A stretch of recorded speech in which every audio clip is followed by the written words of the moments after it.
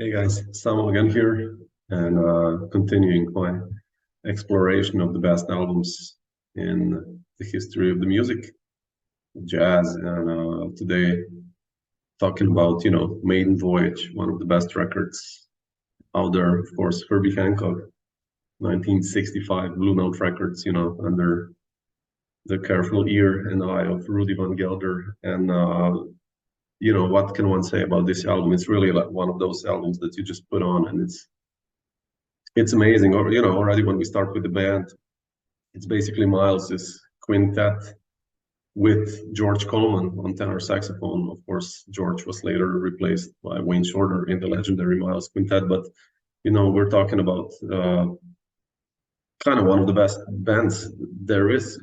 Freddie Hubbard, of course, on trumpet instead of Miles, but Freddie is in awesome form on this album, and as well as George Coleman. Actually, I think it's probably one of the most underrated tenor saxophone voices in the history of music. And Herbie on piano, obviously, and the rhythm section is just killing. It's again one of those records where the rhythm section is just amazing. Ron Carter on bass, and again Tony Williams on drums. And I think many of the albums that are in my kind of core collection of the best records out there have this young Tony Williams from 1960s.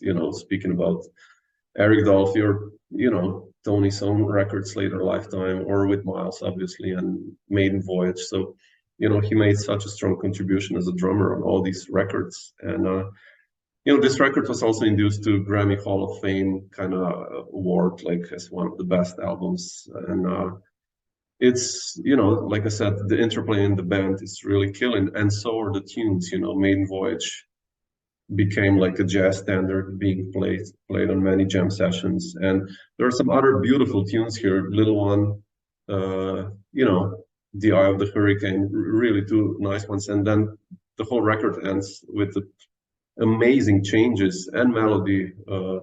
Dolphin Dance, of course, everything written by Herbie. And I think it's one of those records you put on. It's so short, also, in a sense, or although maybe not even so short. It's like the perfect length of record, 42 minutes, 5 tunes. Every solo is just spot on, and a classic. So I don't know. Let me know what you guys think about this one. For me, definitely one of the top records out there. So comment down there or whatever. So thanks, guys. Cheers. Ciao.